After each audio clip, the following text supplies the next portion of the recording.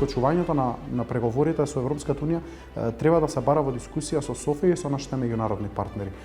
Како ќе го продолжите патот кон ЕУ?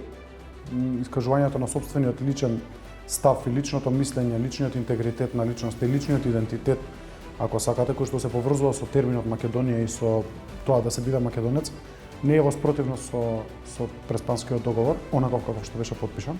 Очекувате ли мирен трансфер на власта, имајќи во предвид пораките од Дуј, кој речиси 2 децении беа на власт? Јас ги разбирам експонентите на Дуј кои што се плашат од одење во опозиција, многу повеќе се плашат од ревизии и случаи кои што ќе се однесуваат на нивното работење. Но демократски ние веќе не сме ни толку млада демократија да има промена на власта и тоа е еден природен процес. Нашата идеја е да имаме модерна влада која што одговара на времето во кое живееме. Was muss mit Prioritäten für die neue Regierung?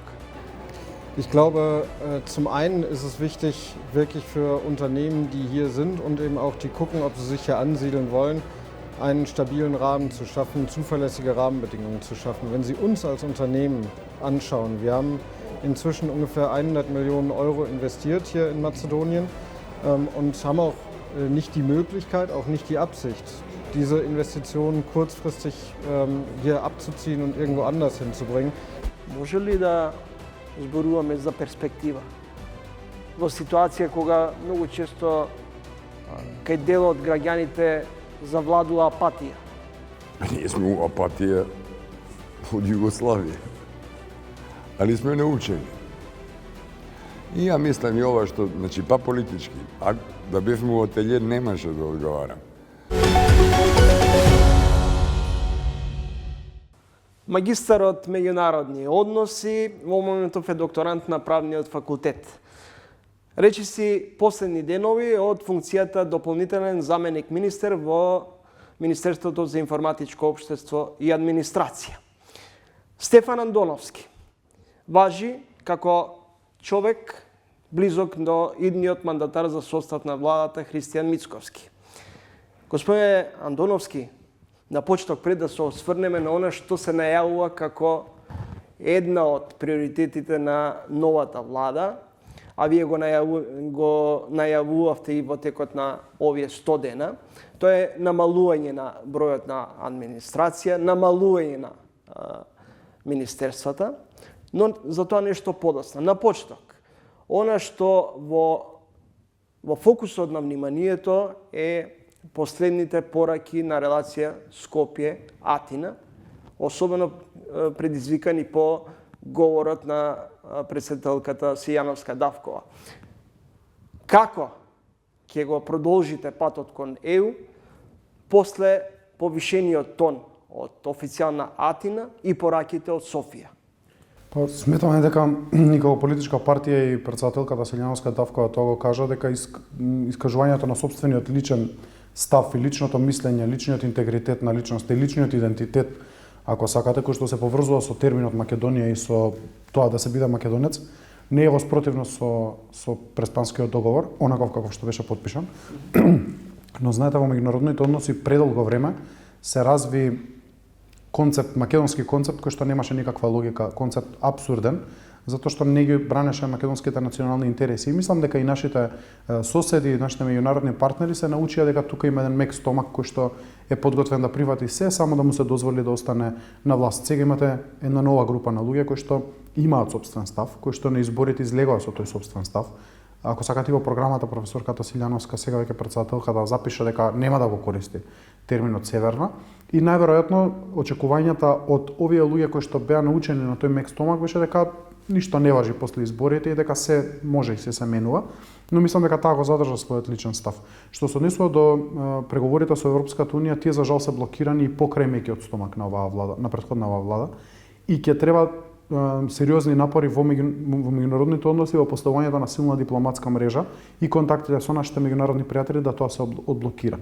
Не сметам покрај... Како би го деблокирале македонскиот пат кон ЕУ, ако велите дека и покрај концесиите кои како држава сме ги направиле и со промената на името и со договорот за добрососедство со Бугарија, не идат и натаму во полза на отворање на македонскиот пат кон него. Во право до сте со деблокада? прашањето. Со самото тоа што се покажа дека ваквиот начин не е добар, ќе најдеме нов начин. А тој нов начин се базира на принципи и се базира на принципиелно дискутирање, разговарање и надминување на проблемите. Тоа не значи дека ние ќе одиме кон изолација, ќе затвориме вратите и нема да дискутираме со нашите соседи, но истовремено не значи дека ние ќе трампаме нека концесија партиска, приватна, бизнис или некој друг интерес за сметка на некој од националните интереси. Нас националните интереси ни се првенствени, тоа го кажавме и за време на изборите и во кампањата, и остануваме на тоа, што не значи дека ги затвараме вратите за дискусија. Но сметам дека откочувањето на преговорите со Европската унија треба да се бара во дискусија со Софија и со нашите меѓународни партнери. Мислам дека со Грција ние немаме во овој дел немаме проблем затоа што никој нема најава дека настапува блокада. Но од друга страна ми е жал што со Грција никогаш не се дискутирало во делот на имплементација на договорот од преспод нивна страна. Затоа што гледаме дека најсериозниот дел од обврските кои што биле на страна на Грција, никој никогаш не побарал од нив да се реализираат. И сега сме во ситуација во која што Македонија има имплементирано се, плюс, значи имаме промена на документи кои што се за внатрешна употреба и кои што никој не барал да се променат, а се веќе менувани, а од Грција никој ништо не побарал. Сега кога првпат ќе видите од македонска страна некој подцврст став во одбрана на македонските национални интереси, очекувано е да има реакција од страна на соседите, но сепак треба да живееме со тие реакции. Не е нешто страшно да имате различен став со некој од соседите. Како ги доживувате пораките од стратешките партнери, пред се од Соединетите американски држави и од Европската унија, но и од соседите, дека македонската страна или Република Северна Македонија треба да се придржува на меѓудржавните договори?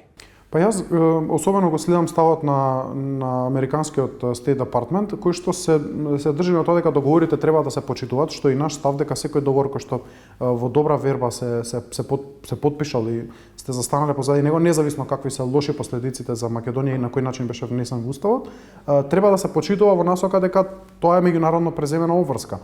Но користењето на терминот Македонија од секој од нас како наш личен став не е во спротивност со договорот, тоа е наш став, но во исто време ми се допаѓа тоа што од американска особено страна, но гледам и дел од европските партнери, коментираат на тоа дека треба да се најде решение за проблемот со Бугарија. И мислам дека тука треба да ги бараме нашите партнери да ни помогнат да се откочи тој процес, затоа што влезе Бугарија во еден етнонационализам кој што нас ни го блокира патот кон Европската унија. Стравувате или постои ли опасност да се соочиме со санкции поради ваквата политика македонска? Не очекувам санкции. Не очекувам санкции затоа што имате многу порадикални чекори во Европската унија, во државите кои што сакаат да станат членки, кои што се однесуваат на еден или на друг начин, па гледаме дека навистина се сведува само на зборови и ништо нема во акција. За жал можам да кажам и во позитивна насока. Дури кога треба да се даде оној така наречен морков од страна на Европската унија, тој често се заснова само на зборови, но не и на дела. Се надевам дека наредниот период повеќе ќе гледаме дела во позитивна насока, не толку во негативна. Завршија изборите и заврши процесот на прегласување. Интензивно се разговара околу формирањето на идната влада која ќе предводи ВМРО-ДПМН. За сега е сигурно дека вреди влегува сигурно во Линденска број 2. Дали е вреди единствен владен коалиционен во идната македонска влада или можеби ќе се разговара и со знам за кои постојат одредени информации? Нашата првична цел беше да се стигне до бројката 61 и таа успеавме да достасаме затоа што апсолутно мнозинство во собранието значи дека дека можете да ги водите процесите. Втората аспирација беше да имаме сериозен партнер од страна на граѓаните албанци кои што тие го избрали, тоа е коалицијата ВЛЕН. И со нив имавме принципиелна дискусија, но имавме, можам да кажам, добра дискусија уште во период на кампањата. Веќе ВМРО-ДПМН подолго време наговестуваше дека тоа е нашиот префериран партнер. И еве тоа се случи. Ние им ветивме нашето најголемо ветување кон граѓаните целиот изминат период е дека ДУИ ќе замене во опозиција. И еве го тоа ветување пред вратата сме да се оствари и се надевам дека во брзо време ќе се покаже и ВЛЕН како политичка опција, коалиција или како сакаме да ги наречеме, која што е многу поразлична од ДУИ, кој што знае да работи, знае да се грижи за сопствената држава и знае да гледа Македонија како едно, а не како бизнис интерес на секој поединец. И се надам дека во таа насока ќе имаме успех. Што се однесува до други политички партии, нашата трета цел која што ја поставивме беше да стигнеме до бројката 80, затоа што нам ни се потребни 2/3 во собранието за измени на системски закони кои што ја бараат потребното двотретинско мнозинство. И во таа насока сме отворени за комуникација со повеќе политички партии кои што се заинтересирани да разговараме на проектна основа, што значи на конкретни законски решенија, дали за нив би биле прифатливи и би ги поддржале, или пак да разговараме и на програмска и кадровска, ако сакаат да бидат дел и ако ние сметаме дека треба да бидат дел од идната влада. Така што дискусии постојат, но јас не би коментирал подетално се дека не добиеме финален одговор, затоа што знаете, можеби едно место во третиот, четвртиот ешалон или една програмска определба различна, може некој во постојан момент да се откаже и да не учествува во процесот, така што не би сакал да влегувам во шпекулации кој би се вклучил на крај.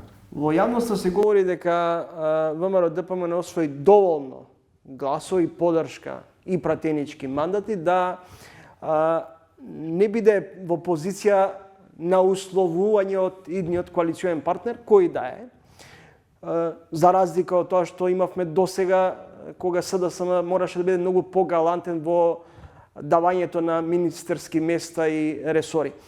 Прашањето ми е прво, дали имате информации колку министерски места и вице-премиерски ќе има во идниот владин состав и што бара потенцијалниот владин коалиционен партнер вреди и дали ќе го намалите бројот на досегашните ресори, особено во делот на вице-премиерски места и така натаму.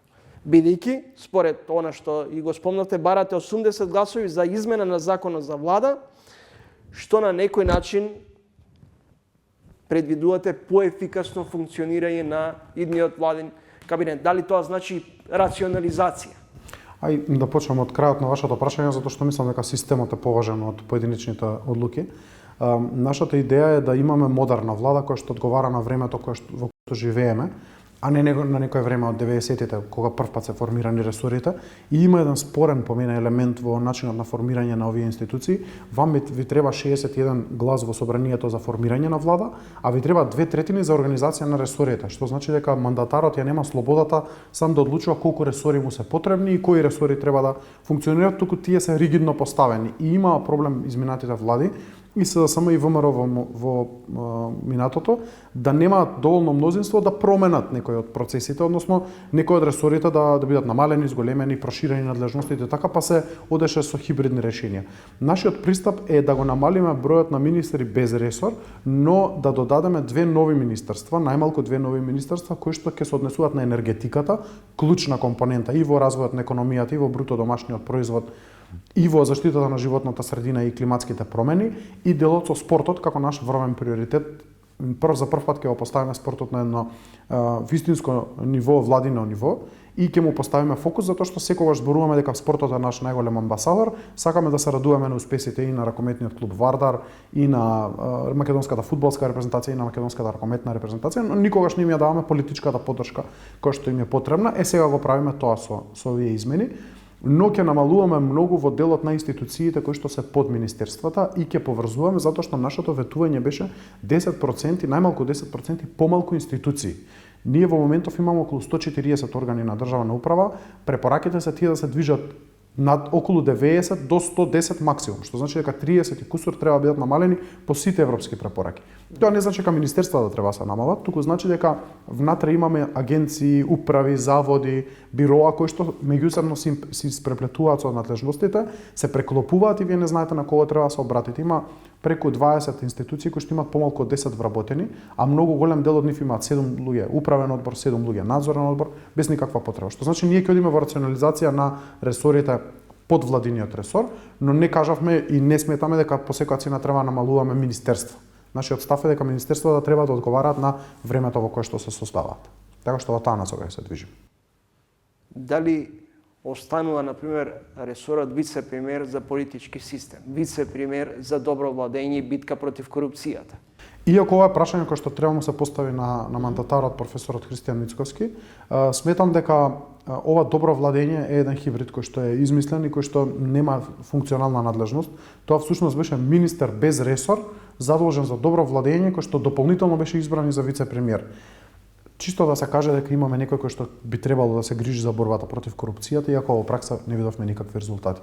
Што се однесува до Министерството за политички системи и односи меѓу заедниците, веќе се дискутира во јавноста. Нашиот поглед е дека не може да имаме Министерство за политички систем, туку можеме да имаме Министерство за односи помеѓу заедниците, кој што е наследник на оној секретаријат за спроведување на рамковниот договор, така што мислам дека треба да се движиме во таа насока, а политичкиот систем го гледаме како една пошироко прашање, поширок феномен, поширок пристап кој што треба да го има некој, но тоа не може да биде министерство. Не може да имате закон за политички систем и од тоа не може да имате ни Министерство за политички систем. Гледавме дека тој измислен хибрид не функционира затоа што тоа беше измислено само да заслужи на определен човек.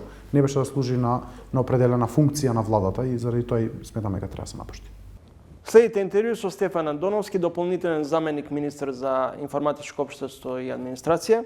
Пред да се префрлиме на делот на рационализација, односно намалување на администрацијата и приоритетите, уште едно прашање. Очекувате ли мирен трансфер на власта, имајќи во предвид пораките од Дуј кој речиси 2 децении беа на власт? Јас ги разбирам експонентите на Дуј кои што се плашат од одење во опозиција, многу повеќе се плашат од ревизии, случаи кои што ќе се однесуваат на нивното работење. Но демократски ние веќе не сме ни толку млада демократија да има промена на власта и тоа е еден природен процес. И мислам дека треба да се дозволи тој природен процес да тече, затоа што гледате, мнозинството е консолидирано, и според нас, и според бројките, и според Државната изборна комисија, ВЛЕН има солиден број на пратеници. Можеме да кажеме дека како партии се консолидирани се водство во албанскиот електорат, ако сакаме брутално да ги делиме работите по етничка основа, затоа што знаеме дека во Демократската унија за интеграција, во нивниот така наречен Европски фронт, имаме бројни партии кои што не се припадници на другите, не се припадници на албанската етничка заедница, туку на другите етнички заедници. И мислам дека стигнувајќи и до 2/3 и до бројката за Бадинтерот, мислам дека нема основ зошто би се дискутирало за некакви немири или некакво непредавање, така наречено, на власта од страна на Дуј. Природен процес е Дуј во опозиција и со тоа треба да се помират. Андоновски, споменавте битката против корупцијата. Ако судија и обвинител се осомничени за примање мито од 10.000 евра, колкава е тарифата за застарување на делата кои се чуваат во фиолки се до нивно целосно застарување? И дали со отворањето на предметот за против судија и обвинител всушност тргна безкомпромисната битка против корупцијата? Ќе ви кажам како правник кои аспекти ми влеваат надеж дека можно е да почнеме со безкомпромисна битка против криминалот и корупцијата во правосудството. Прво, немаше спектакуларни најави од страна на МВР дека некој ќе апси, некој ќе биде приведен, нешто ќе се случува, некоја нервоза во општеството. Второ, постапката ја водеше надлежен обвинител и надлежен судија на претходна постапка. Многу јасна постапка, многу јасна процедура. Трето, тоа што се зборува во јавност или тоа што можам да го забележам по медиумите, станува збор, особено за едниот од обвинетите, станува збор за инфлагранти кривично дело кое што е забележено од страна на службите, така што тука уште еден аспект е потврден дека не се работи за политичка битка, политички прогон, неистомисленици, истомисленици и така натаму. И последно, ако сакате, тука имаме луѓе од различни профили, од различни етнички заедници, од различни конфесионални групи, од различни делови од правосудството, што значи дека криминалот не познавал никаква граница и тоа е на ниво на целото правосудство. И тоа сето ми дава за право да кажам дека можеби ова е еден од почетоците на таа битка со корупцијата и криминалот во правосудството, која што навистина ми беше потребна на општеството. Прашавте едно интересно прашање околу застарувањето на случаите. Мислам дека тука тарифите биле многу поголеми. Мислите дека не Мислам дека тарифите, спомнавте за тарифата дали 10.000 евра или повеќе, мислам дека тарифите тука биле многу поголеми. И услугите меѓусебни биле многу поголеми. Препознавате, и како правник ве прашам, препознавате спрега помеѓу судија, обвинител, адвокат, политички бизнис влијание? Овој случај покажува дека постои спрега, иако еве како правник кој што имал односи со судовите, сум забележал дека тие линкови постојат и многу подраматично били изразени во бизнис интересите на некои бизнис влијанија, особено малку ние го забораваме делот на граѓанското правосудство, во граѓанските судови и во апелацискиот суд, што значи дека најверојатно затоа што станува збор за забележливи кривични дела, забележливи персони кои што ги извршуваат кривичните дела, многу често се фокусираме како општество на кривичниот суд. И тука најмногу се развиваат и дискусии, емисии, дебати и така натаму.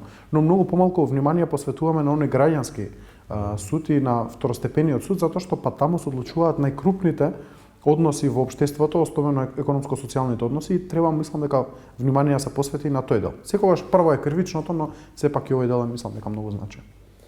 Се поголеми се буџетските дефицити, економистите велат дека даночните обврзници и компаниите не можат да го понесат товарот за некритичкото задолжување и главно сите бараат да се намали бројот, односно јавната администрација, и најчесто критиките доаѓаат дека имаме неефикасна и нефункционална јавна администрација. Ке продолжите со оваа политика на вдобнување на партиски кадри? Многу важно прашање. По проценти, Македонија, ако ја видите јавната администрација, не одскокнува многу од европските просеци, што значи се движиме на некој малку над оптимумот колку што би требало да биде јавната администрација, што значи дека вкупната бројка би требало да се намали, но не драматично.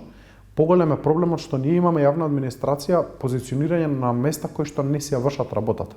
А од друга страна сме дефицитарни на места кои што навистина и се потребни. Тука зборам за архитекти и урбанисти во општините често, за IT кадар во рамки на институциите. Никој не може да ви каже дека преполнети се институциите со сметководители. Не се, затоа што на секоја институција недостасува квалитетен сметководител. Никој не може да каже дека имате премногу внатрешни ревизори или премногу инспектори, затоа што не е така. Ние недостасуваат тие кадри. Во исто време, навистина е точно дека ние имаме преголема исполнетост во дел од институциите и на дел од работните места. Што значи дека нам не е потребна реорганизација. Треба луѓето да си ги фатат работата. Оние кои што не работат да започнат да работат. Прво оние кои што не доаѓаат на работа да почнат да доаѓаат на работа или да им се заблагодариме, затоа што се уште има такви во секоја институција. И трето, да видиме кои се тие сектори кои што имаме превработеност, а кои се тие сектори кои што имаме недостаток. Јас сум сигурен дека може да се пополнат секторите кои што има недостаток со вработени кои што си ја знаат својата работа и си ја вршат во останатите сектори, така што мислам дека наредниот период ќе одиме кон една тешка, комплексна реформа, која што не по секоја цена ќе значи дека ние од тие 120-130 илјади вкупно вработени во јавниот сектор ќе намалиме на 60, но со едно процент 2 намалување, но во исто време реорганизација, да се пополнат местата кои што навистина се важни, ќе постигнеме резултат, затоа што ефектот треба да биде крајот на вашето прашање, а тоа е функционална, отчетна, транспарентна јавна администрација која што си ја врши работата. Граѓаните ќе бидат задоволни од јавната администрација колку што е, ако сите услуги си ги завршуваат брзо, едноставно, без да треба да доплатат, без да треба да купат за некого некој подарок и така натаму, а тоа не се случува во моментот. Ако имаме ние услуги брзи и ефикасни, тогаш јавната администрација значи дека се ја врши работа. Дојдов до еден податок, за 6 години биле отворени 56 институции, а бројката денес изнесува повеќе од 1360 институции. Имаме голем број на директори, на членови на управен одбор, на надзорен одбор, зашто имаме потреба од организацијски или економски директори во клиничкиот центар. Дали може би треба да се размислува повторно да се врати онај стар модел на клиничкиот центар со еден централен генерален директор на клиничкиот центар Мајка Тереза. Јас не сум лекар, не го познам многу детално здравствениот систем, но бев вклучен во подготовката на програмата на ВМРО-ДПМН и едно од нашите клучни ветувања е еден интегриран клинички центар Мајка Тереза во Скопје, што значи укинување на сите дупли директори, економските директори нема повеќе да постојат, а сегашните доктори, лекари кои што се на позиција директор на клиниките ќе бидат раководители на тие клиники, раководители на сектори практично во рамки на клиничкиот центар, а клиничкиот центар ќе има еден генерален директор. Сакајќи да се избега од таа моќност на тој клинички центар, се разби системот на еден интегриран клинички центар и сега ви имате десетици клиники и една служба за заеднички работи на клиничкиот центар, што навистина ги триплира трошоците, јавните набавки, начинот на на набавување, на трошење, на водење евиденција кои се инфраструктурните можности, а вака сметаме дека ќе биде интегриран системот. Во право сте, еве последна анализа која што ја правевме, да речеме, на Агенцијата за вработување на Македонија, ретко кој знае, дека тоа не е всушност агенција, тоа е јавна установа која што има управен одбор, кој што има надзорен одбор, кој што избира директор, неколку луѓе се, десетина луѓе се во системот на одлучување, а таа во суштина треба да биде агенција иста како и сите останати орган во состав на Министерството за труд. Не треба да биде јавна установа, но во тоа време се одлучило да биде јавна установа, никој не може да свати зошто тоа така било направено и вакви имате стотици, не се ни десетици. Некој кој што треба да биде агенција станало биро, некој кој што значи дека ќе има управен надзорен одбор, некој кој што треба да бидат управа во состав си е посебно правно тело, некои се акционерски друштва, што значи се правил тотален хаос. И за ова не обвинувам само последната влада, ова е навистина феномен кој што постои многу долго време во Македонија. Но убаво забележавте дека последните година-две се драстично зголемени бројот на институции без никаква потреба. Имате десетици нови институции кои што навистина не би требало да постојат. Андоновски, ќе завршам со формирањето на новата влада. Рокот до кога може да се очекува формирање на новата македонска влада предводена од Христијан Мицковски? Знаејќи дека роковите дозволуваат од прилика 1 месец од конституирањето на собранието да се формира идната влада, а очекуваме дека конституирањето ќе се случува следната недела, јас очекувам дека во рок помало од 20 дена од конституирањето на собранието ќе имаме идната влада, што би кажала негде оптимален период е можеби половина или втората половина на месец јуни. Денове прочитав негде информација, веќе е затворено прашањето околу идниот спикер на собранието, а тоа место ќе им припадне на коалицијата Вреди. Па мислам дека денове ќе излеземе со целиот пакет на коалицијски договор со партнерот Вреди и ќе имаме информација за сите позиции, така што многу брзо ќе се знае кои се позициите и каква ќе биде состојбата во распоредот. За кои ресори приоритет треба или посакува ВМРО да помене да ги води во идната влада? Па мислам дека што би ставиле акцент? Ги диференциравме клучните ресори кои што се во државата и за тие ресори разговаравме со политичката партија влено со движењето. Сакаме да постигнеме кохезија во рамки на владиниот тим, затоа што не може, ако еве најзначајно да кажа дека Министерството за финансии не би можело добро да функционира ако вие немате квалитетно Министерство за енергетика, ако немате добро квалитетно Министерство за правда кое што ќе ви води процесот на борба против корупција во правосудството. Што значи дека толку се поврзани и преплетени надлежностите на ресорите, не е важно да имате определен ресор, важно е владата да функционира како едно. И второ, нешто што подолго време го нема, а председателот Мицковски го кажа, тоа е да имаме одговорност на еден председател на влада и сите да му одговараат него. Да немаме одговорност на прв вице-премиер, втор вице-премиер, председател на партија, јас одговарам во Мала Речица, јас одговарам во Тетово, друг одговара во Куманово, четвртиот во Струмица, петтиот во Скопје, туку еден систем во кој што сите министри, сите назначени од владата одговараат на председателот на владата, всушност тоа е носителот на политичката функција, на најголемата одговорност на формирањето на владата и тој треба да биде одговорен понатака и за политика. Што всушност значи дека нема да постои прв вице-премиер во владата? Па да оставиме да се испрецизираат работите, но мислам дека одговорноста ќе има носителот на владата, а тоа е председателот Мицковски. Благодарам за издвоеното време и за интервјуто. Ви благодарам јас. Костал е семејна фирма која за еден век развој прерасна во водечки добавувач на светската автомобилска индустрија. Присутна на 5 континенти со над 21.000 вработени, оваа германска компанија во Македонија се појави во 2016 година. Со капацитетите во Охрид се вложени над 120 милиони евра. Во Охрид оваа компанија функционира речиси 8 години. Во изминатиот период стана еден од 10 најголеми произвозници од Македонија за електроника, за Мерцедес, Порше, БМВ, Ауди, Ленд Ровер и Јагуар. Во ова издание на Тренинг имам чест и задоволство да разговарам со собственикот на Костал Македонија, односно на групацијата Костал, Андреас Костал. Herr Kostal, was ist Ihr erster Eindruck nach der Gespräche mit der zukünftigen Premierminister Mickovski und mit der Handelskammer? Zunächst mal kann ich sagen, dass ich sehr, sehr dankbar war, dass der zukünftige Premierminister sich die Zeit für uns genommen hat, sich mit uns zu treffen. Ich kann mir vorstellen, dass er im Moment sehr viele Termine wahrnehmen muss nach der erfolgreichen Wahl der Partei.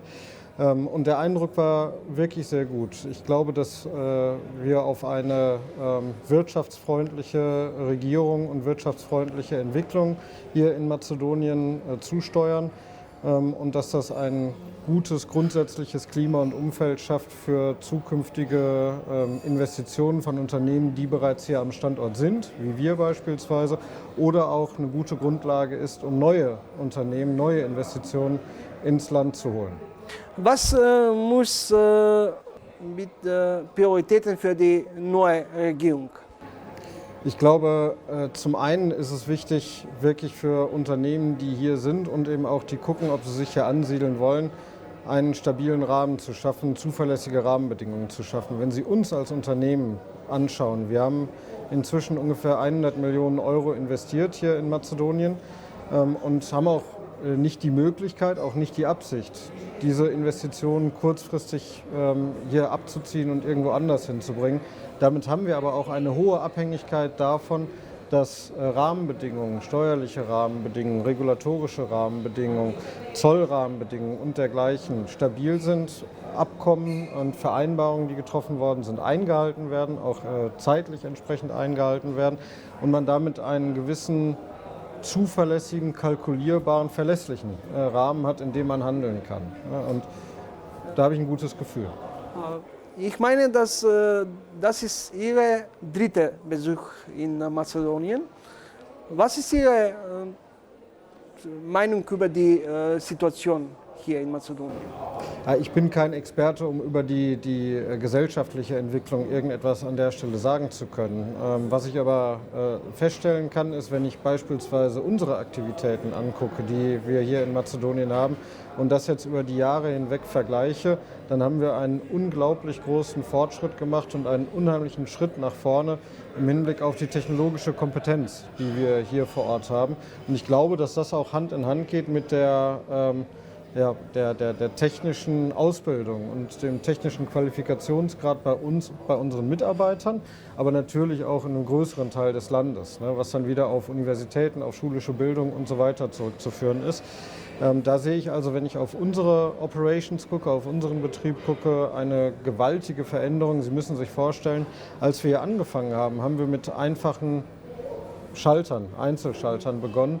Inzwischen machen wir die komplexesten Produkte, die wir in unserer Automobilelektrik haben, auch hier mit einer hohen Wertschöpfungstiefe. Also nicht nur, dass wir die Komplexität des Produktes handeln können müssen, sondern auch die unterschiedlichen Wertschöpfungsstufen, vom Spritzguss über Elektronik, über Montage, über Schweißen, über Meltec und. Und das erfordert von der Organisation einen hohen Reifegrad und das erfordert auch von den Mitarbeitern eine hohe technologische Kompetenz. Und ich glaube, dass wir als Unternehmen diese Entwicklung in den vergangenen Jahren genommen haben und ich denke, dass wir damit nicht alleine waren. Ich glaube, dass das auch an anderen Stellen in Mazedonien stattgefunden hat. In the meantime, Germany was in the big crisis situation. What has the Germany done to the stabilized economy flows after the almost year of stagnation? I think, honestly speaking, with regards to Germany, I wouldn't even say that we have already succeeded in moving out of the stagnation. If you ask myself, I would say the German economy currently still is in a stagnation phase. We don't really recognize it to a big degree in a significant negative way because we do not see big levels of unemployment. But this is actually due to the fact that we have quite a high amount of our population that is going into the retirement age. So therefore this is offsetting the stagnation effect. With regards to what do we need to do as a German economy, in order to overcome this, I think we also need to create a more economical friendly environment in the cooperation with our politicians. We also do need to create some more reliable and stable boundary conditions for companies to be planning. You can read everywhere about the topic of reduction of bureaucratic hurdles, which actually really is a topic which I know is not only due to German legislation and regulation, also due to EU legislation and regulation. But if we would tackle these topics already and maybe also become a little bit more competitive on the tax side, I think this would be freeing up the willingness and the capability of businesses in Germany to also further increase their investment and thereby then bring the economic cycle back into movement, come out of the stagnation phase. Germany will then, in the next decade, over 7 million workers. Are less free there workers in Macedonia too?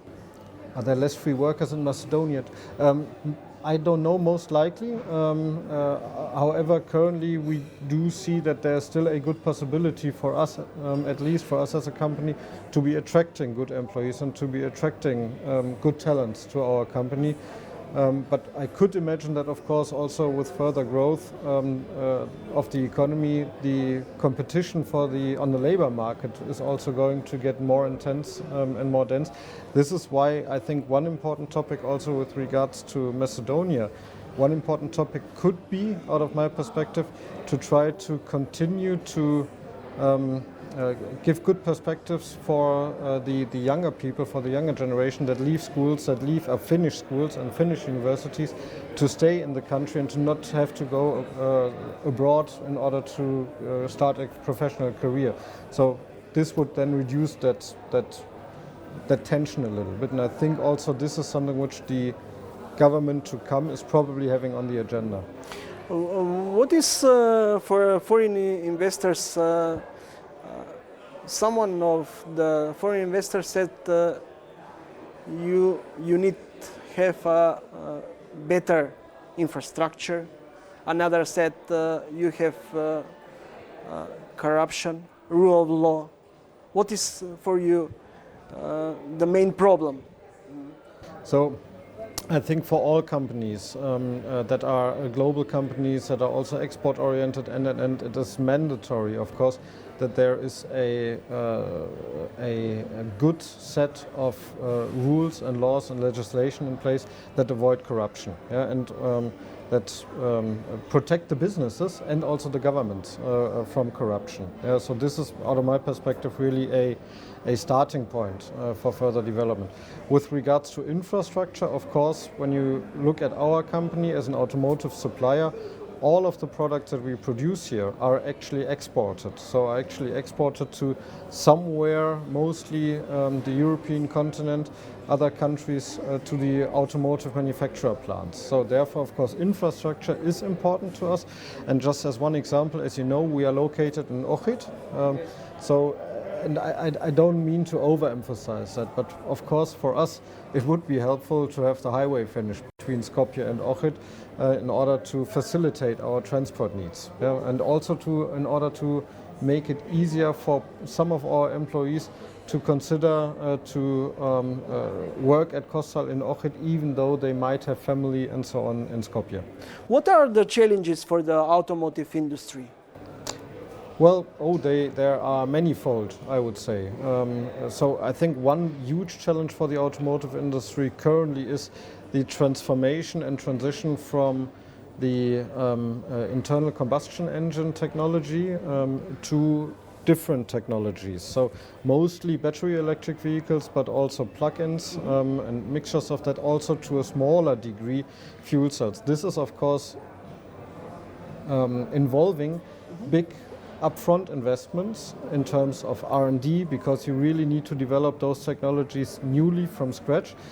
Big investments into production infrastructure, because parts of those products just didn't exist before in a combustion engine. So you also can't draw up on the production technologies that you had for combustion engines.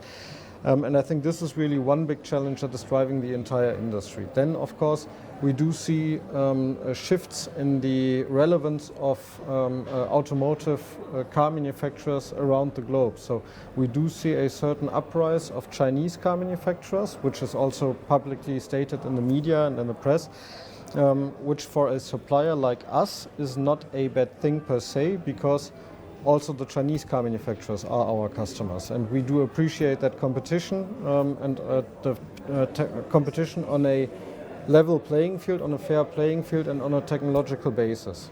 But this is also one of the challenges that the automotive industry is currently facing. And I would say the third challenge is to a certain degree, political-driven challenge, where we do see that the openness of trade and the openness of markets is being rather reduced compared to what we have seen in the years before, in the 10 years before, which is for a global industry with global supply chains really something difficult, because you then need to readjust your supply chains and you might not be able to get the best cost set up and need to also develop the competencies that you had in some location, for example, in another location again, which is not at the maximum brink of efficiency, but is increasing the stability, of course. Mr. Costello, what can the government do to help you to grow as a company here in Macedonia? Well, I think on the one hand it is the topic of stable and reliable circumstances and planning circumstances with regards to taxation, with regards to tariffs, with regards to regulation and so on. Keep a close link and a close communication channel, which is working quite well out of my perspective here in Macedonia, between companies, or our company for example, and the officials from the government, but also from the authorities below on a municipality level, for example. This is making things much easier, and once again I think really also the topic of education is one very important element in creating a surrounding that is giving competitive advantages. When you're saying about the education, several Germany concern in Macedonia go to dual education practice. That is the most good political license, or what? I think our experience, or my experience, is that you probably do need several approaches. So I think dual education is really one great element in upskilling and qualifying citizens, people, and also employees to on a general level, but also specifically to the needs that you as a company might have. But beside that, I think really also on a more general level, so not only on the dual aspect, but also on the pure university side, I think this is also one further important element of education that is setting the basis and the ground for activities to be set up in a country. So whether it's research and development with probably a higher share of development than research into it, whether it's process development for production technologies, for example, and the likes. In the current situation in the automotive industry, what business opportunities does the shift from the internal communication engines? Well, I think with the technological shift that you do have from the internal combustion engines to battery electric vehicles, you do have the situation that you do need some components and some technologies which you didn't need in the internal combustion engines. So this is a possibility then for companies to engage into a new field that has been kind of untapped before by competition, and that has not been filled, that has not been occupied by other companies before. And then you do not need to compete against the scale advantage that incumbent companies might have in existing technologies, and you do not need to compete against the experience and high level of know-how that these organizations might already have in existing products and existing technologies. So I think those kind of transformations or technological shifts do always offer the opportunity for newcomers, whether it's companies or countries, to be moving into that segment and to be positioning in these new product areas or new technological areas because they have not been covered by others before. So this would also be true for the shift from internal combustion engines towards electrified vehicles, or is true. Thank you for the interview. My pleasure. Thank you very much. All the best. To you as well. Thank you.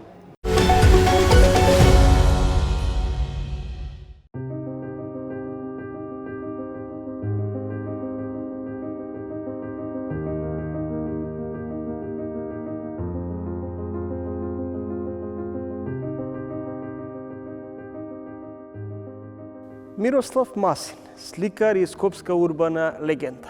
На 15 мај, тука во Давот Пашиниот Амам, ги собра своите проследувачи, љубители, посетители на убавата уметност. Изложени се 150 слики од неговото 40 годишно творештво и талкање низ животот. Од неговите актуелни изјави, една ми остави особено впечаток. Јас уште не се нарекувам уметник. Треба да помине барем век, два, за историјата да проџвака, да се види дали сум уметник. Токму тука во галеријата Давот Пашин Амам. Во наредните 15 минути ќе разговарам со Мирослав Масин. Господин Масин, и по 4 децении творештво велите дека не се чувствувате уметник. Дали тоа е своевидна ваша скромност? Да, скромност. Сум го кажал и порано, и сега, и пак ќе го кажам. Значи, треба да прожвака историјата. Значи, ова денеска кој е поубав, ја или Сашо или Сергеј, кој поише продава, тоа е ирелевантно. Мислам дека треба да помине бар еден век. Кога велите треба векови за сликарот, кога велиш дека треба векови за сликарот, дали тоа произлегува од судбината на Мартиновски, Протугер, Пандиловски, Личеновски, Белогаски и да не ги редам понатаму? Добро, ретки се тие за живот. Пикасо бил еден од ретките кои за живота е признаен и сега после еден век не па признаен. Рембрандт исто бил за живота, па после малце паднал. Треба да прожвака тоа историјата. Ние прекрасно е ова што се дешава. И јас сум нели сега познат и така. Само навидум е минорна и непотребна, но дали кадарност и креативноста кај нас е на маргините? Мислам дека има публика создадена, значи од она после и пред тоа имаше и бивше, она во Југославија и после, меѓутоа публиката се едуцираше малце по малце. Прво купува од пазар, па земаа Мартиновски, Личеновски, па Кондовски, дојдовме и ние. Значи тоа е процес кој трае и се и едукација е малце и шминка е малце. Директорката на галеријата Дита Старова ќе напише: најновото представување на Миро Масин е почит кон креативноста и страста. Но зошто насловот на вашата изложба подобро награнка одошто заглавен во лифт? Прво сум почнал со птици, па после мајмуни, па риби портрети и тоа е се измешано. Као што се гледа овдека, фала Богу и за мене оваа убава изложба, да видам што сум правил ја кога сум бил старшен, мал, неедуциран доволно ликовно и сега. Дел од насловот на вашата изложба заглавени во лифт. Дали сме заглавени во минатото? Дали испуштаме шанси да гледаме повеќе кон нината, кон перспективата? Добар дел се и сме заглавени. Меѓутоа, ако се вика тоа историја, онда не. Значи, треба да знаеме што било, што се корените. Ја да речеме, никад не сум бил заглавен во лифт. Цел живот. Не знам како ми текнало. Влечем одам, после академија таа сентенца како да ја крстиме. Сегам да е по-опуштена. Не се оптеретуем со национализам, македонец, србин, американец. Сегам да е што по-опуштена и што поубаво, пошто нели краток е веков. Создававте и кога бевте нападнат од тешка болест. Велите, докторите ме караат, ама гледам да ми е убаво на душата. Вашиот татко, познат уролог, што би ви рекло? Би ви рекол доста со хедонизам? ми кажел он разни работи, али еве доктореве со таа тешка болест канцер. Ја втор ден запалив, значи кога бев со тие сламки-вамки, запалив у соба, знаејќи дека е забрането и сестра вика нема и доаѓа Рошанец вика, масим па нема. Што би беше хоби. Еве и сега, ако не се пуши, ја не прифаќам интервју. Значи да речеме да ме викневте вие Ми спомнавте... у студио да ме викневте, ако не се пуши, не идам. Сум видел порано. Сега ја можам да не пушам 1 сат, 40 минути, ама не ќам. Затоа што ете и хедонистички, цигарата е најнормална работа. Тоа американци кои измислиле дека не се пуши. Без везе. Велите, немате еден ден работен стаж. Може ли да се живее од сликарство? Па ете, тоа у почеток е тешко, меѓутоа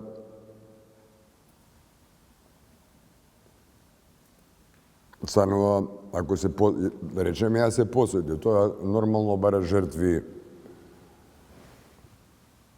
разноразни жртви, али јас сум рекол од порано, од 30 години, дека вака ќе живеам. Велите, во една прилика живеам и функционирам во тешкотиите. Не е точно, ја во лесноти. Значи, ова зборам е за ова за работен стаж. Значи, у почеток, кога си млад сликар, никој не те знае, па се боди, па приватни галерии, па продал, па ти платил, па не ти платил. Сега е малце полесно, нели? Уште, али никогаш не ми било нешто тешко да сум се пател, нешто. Па не одговорив на прашањето. Масин, како ви почнува денот? Со цигара? Да, првата цигара е у кревет, петлите кога, тоест врапците, сега се разденува 5:15, и си отворам прозор, си палам цигара, онда идам, пуштам музика и давам интервју за Шумовски и која телевизија. Од каде ја црпите инспирацијата за... Од сегде секаде. Од разговорот со вас, од пилето што пее Сабајле. И да Сабајле имаше една таква страчка, они не пеат, викам, да, ле пушти ги славе, иде да пеат. Меѓутоа и таа ќе влезе негде, ќе ти даде нешто, па ќе гракам или ќе сакам. Кога сликата влегува во домот, деловните простори, на јавните површини или во галериите, дали созреваме како консументи на уметноста?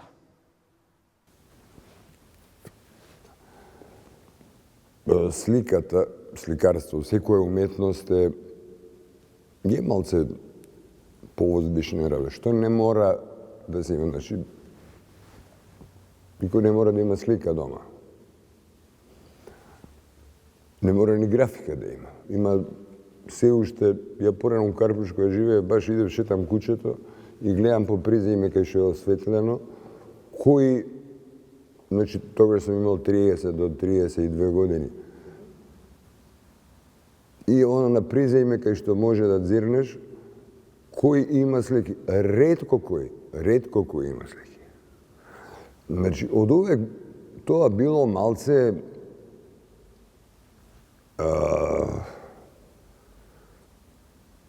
ексклузивна работа. И Алтамира, тие што сликале, не можеле сите у пештерата да влезат. Значи, само тие шамани, ова, она правеле тука джиджи-миджи. Така да и сега, ето, не мораш да имаш уметност, меѓутоа е многу прекрасна работа. Дај му слика на некој, па да размисли, ево да решиме, па не знам со супругата ово. Викам, ставите ја дома, ми ја вратите после 15 дена. Кој ја стави он сликата, кој ќе ја извади после, дали му се гледа скапа или не убава, сепак ќе ја задржиме. Никогаш не постоеше кај вас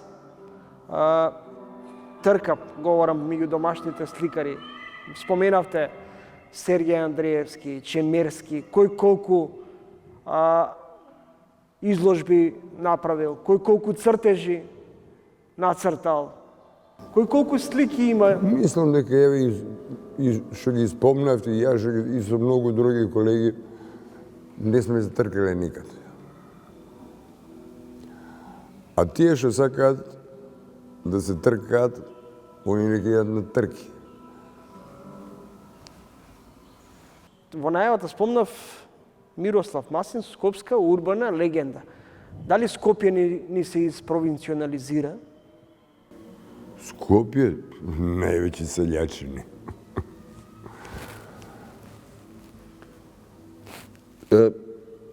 И прескара некое друго прашање го кажав, тоа дека не искачам нешто многу. Значи, у ресторан не сум бил, али за тоа своевремено.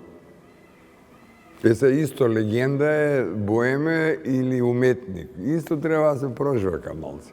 Сум бил многу присутен и може дека тоа е пак повторно период, кај што пак ќе бидам присутен. Масин, во текот на разговорот, Молам Чомовски. откако побар од мене да не ти персирам со вие, може би забележуваш дека мешам. Те на вие, те на Па ти. добре, ја малце изгледа чат. После оваа изложба, која беше на 15 мај тука, преполна беше галеријата Давот Пашин Амам. Дали всушност знаеме ние да ја цениме уметноста?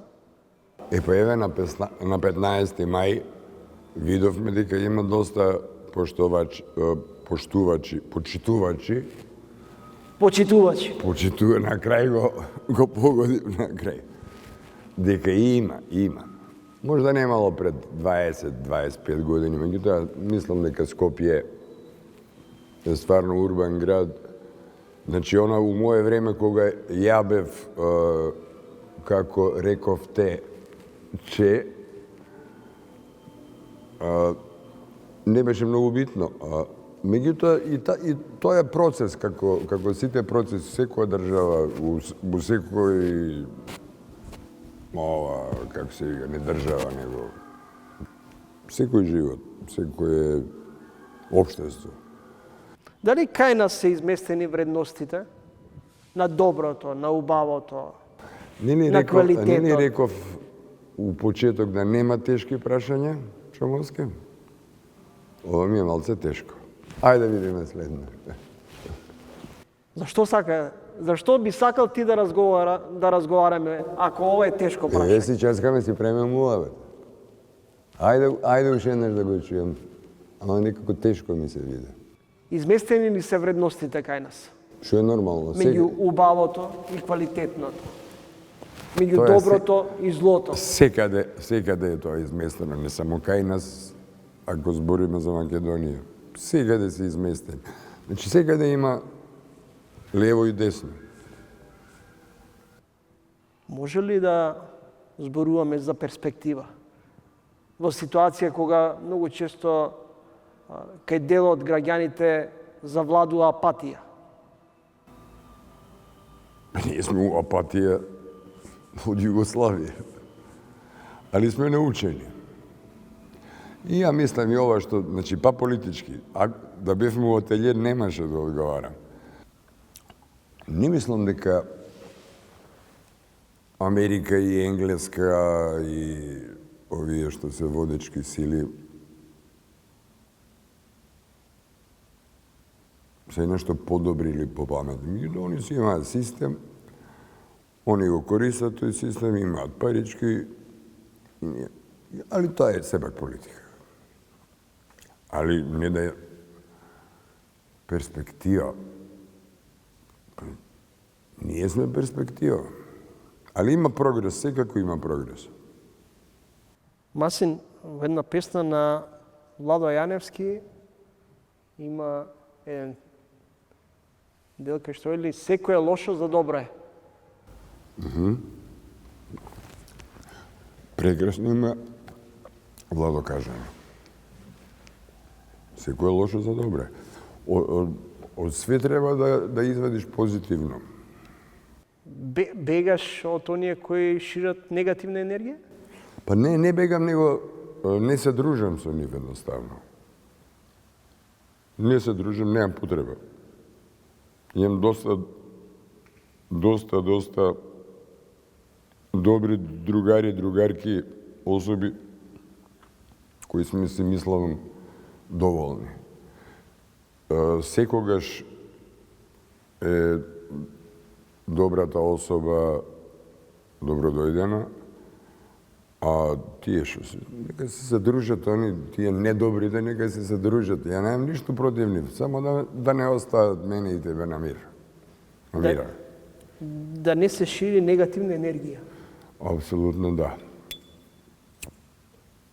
Масин, сигурно разговараме 20 на минути, 24. а веќе трета цигара. Четврта е, Четврта. Четврта. О, мама, ми броиш. Да, хроничен сум пушач. Може тука да го завршиме разговорот. Колку прекрасно. И да уживаш во твојот хедонизам, цигарата. Има и други работи, да ми беше задоволство што да важи. Што те исполнува, ако е, еве, покрај... Еве, баш сегашноста. Ти благодарам за издвоеното време и за разговорот во Давот Пашинам. Задоволство ми беше. На денот на сесловенските просветители имате можност да следите уште едно издание на ТВ магазинот Трилинг. Оваа емисија ја затвораме од галеријата Давот Пашин Ама, каде што имавте можност да проследите разговор со сликарот и скопската урбана легенда Мирослав Масин.